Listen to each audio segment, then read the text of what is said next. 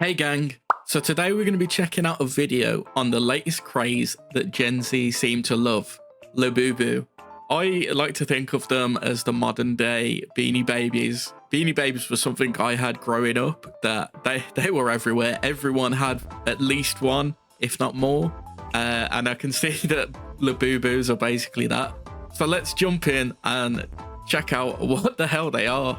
Okay, let's jump in and see what are Labubus, because I have no idea.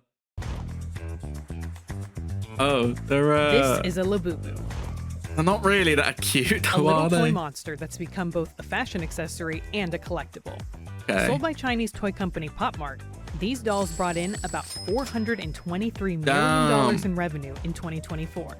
A 729% Jesus, increase from the year prior. that's big money. That We've is. seen an incredible growth in revenue and interest across all of our IP. So Labubu certainly hit astronomical numbers last year. Labubus are part of a group of characters called the Monsters. Since Monsters, 2019, okay. hundreds of versions have been released. Some are sold as standalone toys, but they're mostly known for their blind boxes, meaning you don't know what you're getting until Blind you open the boxes, box, of course. like baseball Always or gambling. Pokemon cards.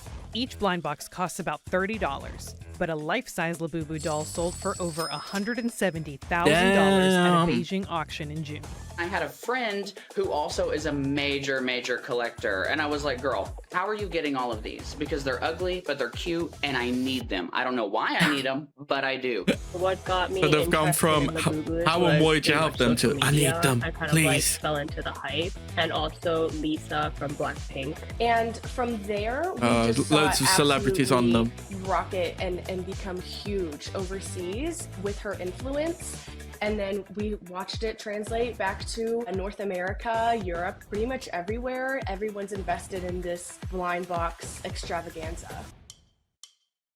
Here's how ugly plush dolls brought in $423 At least they admit they're ugly. million in revenue for Pop Mart in 423 million is a lot.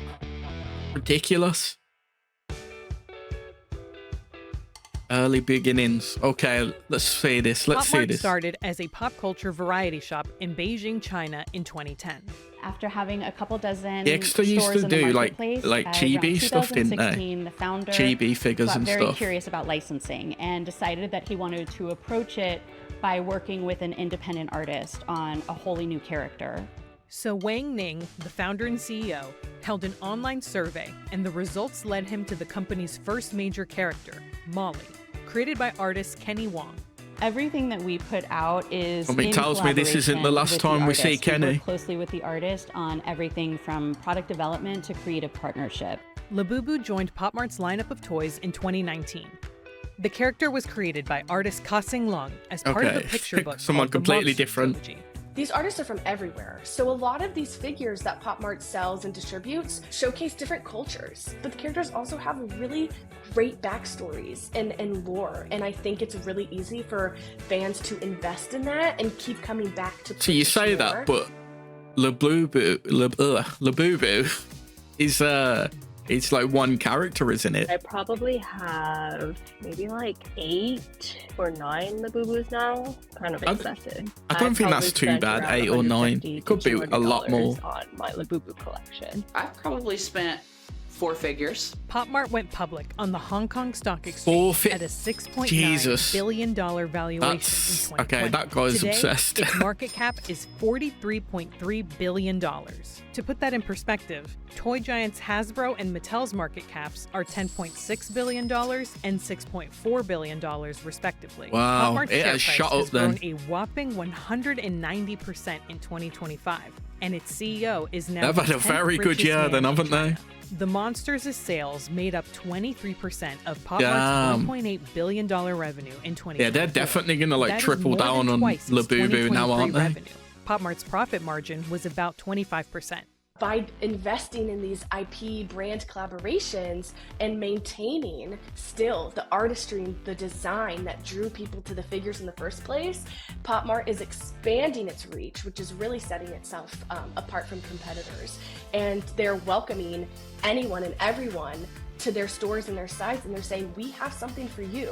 Its North America sales accounted for only Right, but if it's mainly 6% of total Labubus that revenue are in selling, 2024. then About 61% surely they're came just from gonna, like, mainland focus China, on but that is Labubus. quickly changing. Pop Mart says the revenue in the U.S. market in Q1 2025 already surpassed its entire fiscal year revenue of 2024. Like, I mean, if Pop someone's Mart there sells to its pick up a products Labubu online, in and they can't get brick-and-mortar it, I stores, don't and think they'd robo really shops settle with for vending something machines that's not across 5 Labubu continents. related. Most of the company's sales come from retail and online.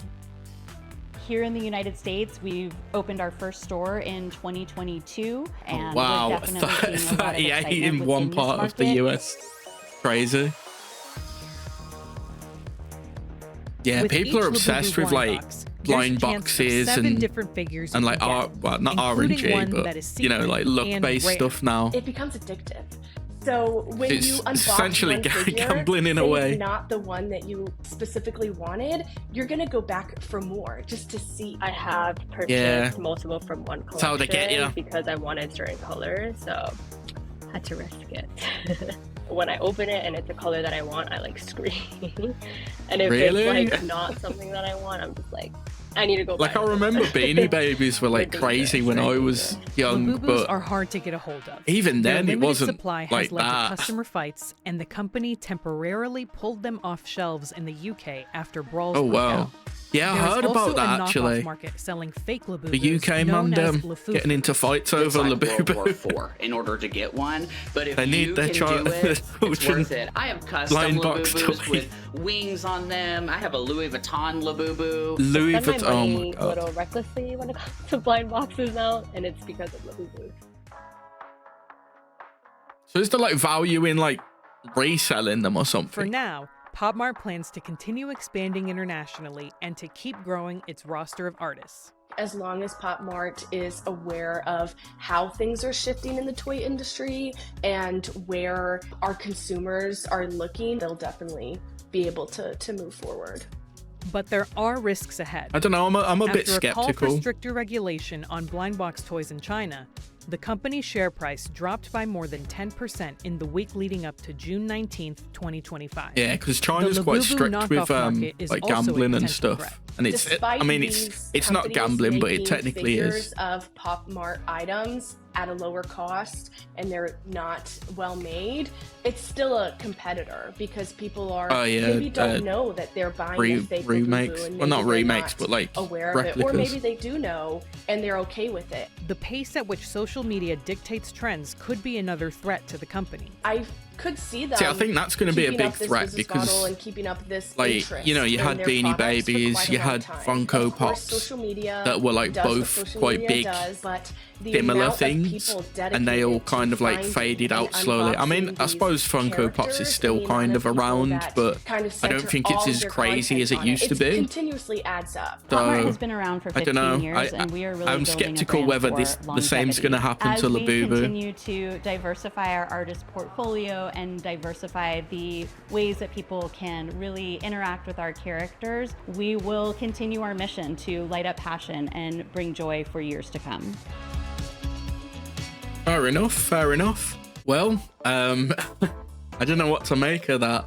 Like, to me, Labubu just kind of seemed like the next Funko Pop or Beanie Baby or Furby. Like, those are all things that I've kind of seen through my time growing up. I don't know. I don't know whether they'll stick around. Like, fair play to Pop Mart for doing so well off it, but I don't know. I don't think they'll be popular forever. I mean, I don't even think they look that good. They look like hideous little monster things. But yeah, let me know what you think of Labubu in the comments, and don't forget to like and subscribe and hit the bell, and I'll catch you in the next one. See ya.